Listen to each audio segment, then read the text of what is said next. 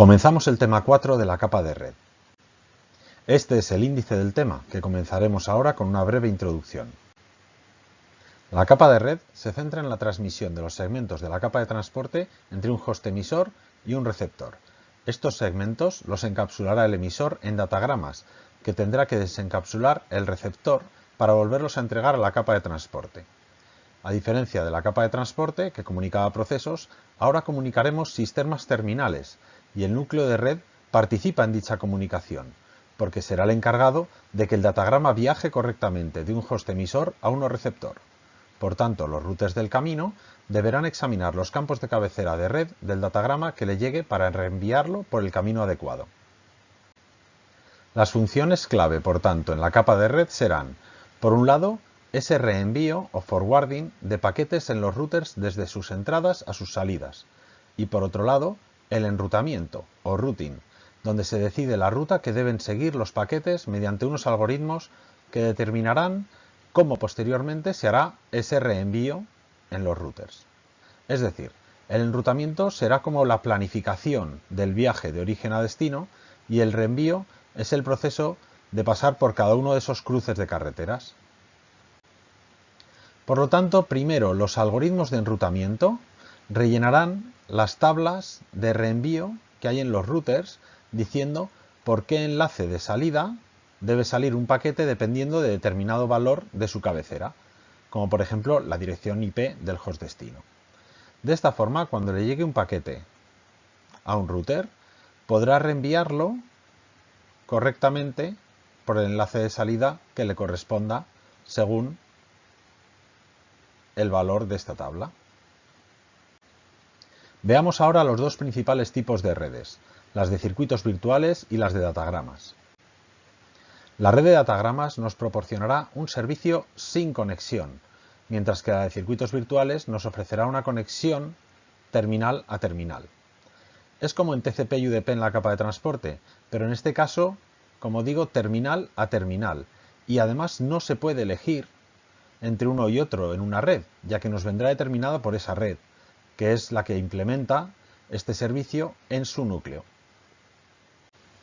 En una red de circuitos virtuales se establece una conexión entre origen y destino antes de enviar los datos, como en las redes de conmutación de circuitos que vimos en el tema 1, como por ejemplo la red telefónica básica. En este caso, lo que circula son paquetes, por lo que le pondremos un identificador a cada uno de estos paquetes con el número de circuito virtual al que pertenece en ese momento. Cada router tendrá una tabla de reenvío que le indica los paquetes que entran con un determinado identificador de circuito virtual por una entrada, qué salida y qué nuevo identificador de circuito les corresponde. Es como ponerse una pegatina de un color según donde vayas, y en cada cruce te miren la pegatina y te dirijan en la dirección adecuada, y te pongan una nueva pegatina. La ventaja de establecer circuitos virtuales es que se pueden asignar recursos de routers y enlaces para cada circuito de forma diferenciada. En este ejemplo vemos la tabla de reenvío del router de arriba a la izquierda y cómo los paquetes que le lleguen por su entrada 1 con el identificador de circuito virtual 12 tiene que sacarlos por su salida 3 poniéndole el nuevo identificador de circuito número 22.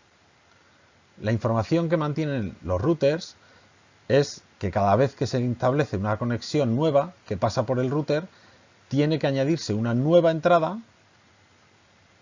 en la tabla de reenvío del router y cuando se libere esa conexión se tiene que borrar. En una red de datagramas, en cambio, no se establece la conexión en la capa de red, por lo que los routers no necesitan mantener el estado de esa conexión. Los paquetes se van a reenviar utilizando la dirección del host destino, por lo que, dependiendo del momento, los paquetes entre un origen y un destino podrán tomar diferentes rutas para llegar. Por ejemplo, por aquí, o por aquí, o por aquí, etc. En este caso, la información que tendrá el router en su tabla de reenvío será únicamente dependiente de la dirección destino y no dependerá para nada de dónde venga. Estas direcciones de host son las direcciones IP, que en su versión IPv4 tienen 32 bits, por lo que en el router podremos decir que si nos llega un paquete con destino entre esta y esta dirección, que lo saque por su interfaz de salida 0. O si llega entre esta y esta, que lo saque por su interfaz de salida 1, o entre estas por la 2, o en cualquier otro caso por la 3. Para indicar esos rangos de forma más sencilla se emplea la regla de la coincidencia con el prefijo más largo, de forma que únicamente se indica el prefijo de la dirección y en caso de coincidir con varios se toma la coincidencia con el más largo de ellos.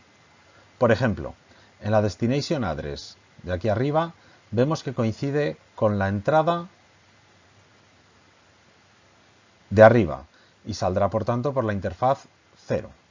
Sin embargo, la dirección de abajo coincide con la segunda entrada, porque coincide hasta aquí, y con la tercera, porque coincide hasta aquí. Pero como la segunda es más larga, saldrá el paquete por la interfaz 1. Entonces, ¿cuándo utilizamos una u otra red?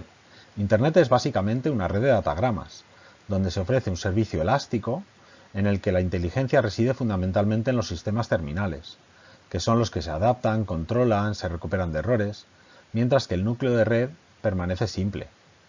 Además, hay muchos tipos de enlace distintos, por lo que ofrecer un servicio uniforme es complicado. Sin embargo, las redes de circuitos virtuales, como ATM, que han evolucionado desde la telefonía y que tenían unas necesidades de reservar y garantizar recursos empleando sistemas terminales tontos, como los teléfonos, y poniendo la inteligencia en la red, tienen también su cabida hoy en día.